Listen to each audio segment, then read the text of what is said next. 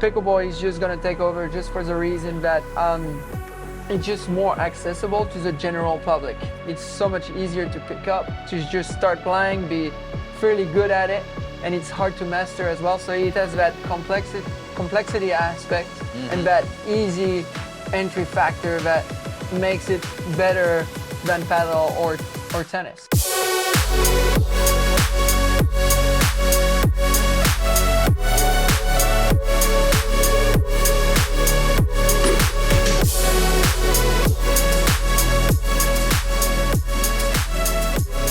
Hello, welcome to Pickleball's Future. We've got a tremendous guest today. This is going to be great fun, and we are going to have a good time. I want to introduce you guys, ladies and gentlemen, to Jay Devilliers, the Flying Frenchman.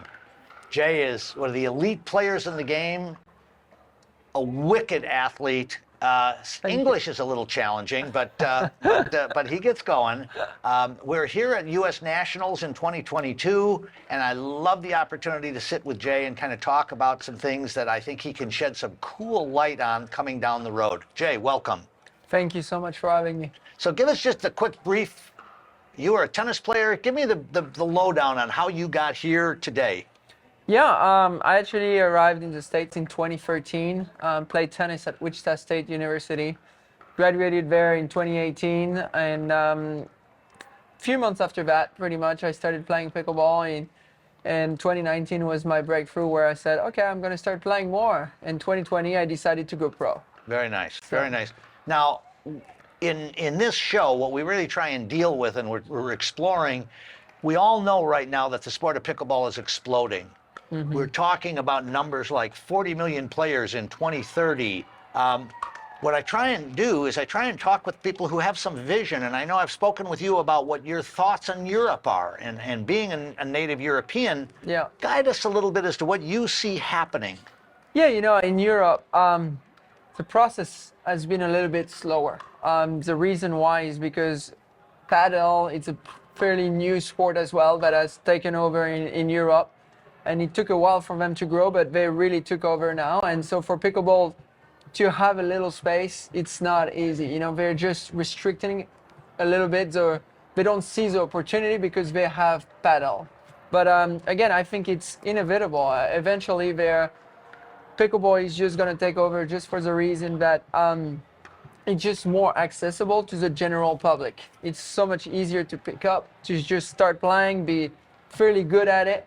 And it's hard to master as well. So it has that complexity aspect and that easy entry factor that makes it better than paddle or tennis. So I think eventually it will be just a matter of years now. Very cool. Something happened today at the U.S. Nationals that's monumental. Mm-hmm. And I know Jay's very deeply involved with the PPA. An announcement 1 hour before he sat down with me was made that there's been a merger, is it? Yeah, it's a partnership. I think I think again this is something that is going to happen in the future where the tours, every entity will work together to make the sport grow quicker. I'm just glad this is finally happening because again, like I think we're stronger when we work all together. Sure. And the interest is the same. It's to grow the sport, and like you said, having 40 million players in the future and things like that. So the interest for all of us is to have more people playing, more people interested in watching the pros, following the tours, the story behind all of us, whether it's the tour players or the fans. So I think all of this is coming together a little bit more. No, very cool indeed. I've had an opportunity to talk to quite a few different players with different aspects of things, and you've been at the peak of the game now pretty much since you landed. I mean, you've been at the top of the heap. Where we're coming into nationals, what are you doing differently today, and is there anything you're looking at doing in the future in terms of either nutrition or training, or what are the things that are required to be a pro athlete in this game? Yeah, no, I think it's funny you say that because coming from tennis, I got very lucky to experience how the top pros manage their time, their regimen, like their routines and everything. So for me, I have a good idea on how to do things properly. Now, the resources were not always there, especially in the pickleball world, because the sport was not big enough. The bigger the sport gets, the more accessibility to things we have now allows me to be more professional every year. So obviously the way I behaved on my personal time and on the court when I started comparing to now is different, just because, again, I'm more established. We have access to more things, so it's easier to do things correctly. Sure. So for me in the future, what I'm looking for again is, more money coming in the sport, more investment, like more building a bigger team, helping me for longevity and things like this. Lifestyle, about eating properly, how to train properly, all those factors together will help. So again, the more access to things, the easier I can be more professional because of that. Very nice. So when we look back, if you would look back to the beginning of when you came into pickleball, and imagine you were now talking to some 18, 19, 20-year-old that was trying to come in and live as a professional athlete in pickleball, what would your advice be to them? Dedication, hard work, having a plan, all those things are necessary. You can be very talented, break through, beat some top players very quickly in pickleball, but this doesn't mean much. This is the tricky part of pickleball is it's very complex to master and to stay at the top.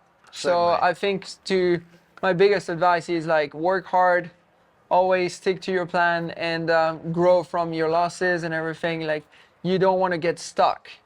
One great result doesn't mean you're a great player yet. It's really building and performing week in, week in, week out. With you, and you of all people get a very quick early look as the new tennis players come into the game. Do you think there are anyone that you're aware of in the European scene that might be coming into the pro game? Oh, I've heard of some names of players that are really considering hard, but are very, very good tennis players, but are challenged making money. As you know, tennis is very top heavy. The top players in the world make a lot of money, but if you get out of the top 100 in the world, it's not always bright. So I think they're thinking, I'm an extraordinary athlete, I'm very good, but I'm just falling short a little bit in tennis. Maybe in pickleball I can capitalize that. The issue again is that we tennis players have the tendency to think like, this is small court, I can translate very well. You will be good pretty quickly when you have a good tennis background, but that doesn't mean you're going to perform week in, week out. So I think again, like it's still a hard work. So I don't think the tennis players are a big threat. I think it will elevate the sport. They're definitely going to push the top players to work harder and get better. But I think they will need also time to adjust to pickleball. It's a different sport. Right. It looks very similar, but it's a different sport. And a lot of people don't understand that. Yeah, it's been interesting, and as at the elite level of pro that you are, the question that I have, I've seen so many players come in and they think they can play singles tennis on a pickleball court, and then I look at the truly elite players and the hand speed and the hands battles and different hand positions than anything that has ever come out of tennis. Is that a fair assessment? Oh yeah, it's totally fair. Grip change. Shorter swing as well, especially when you're on the double perspective.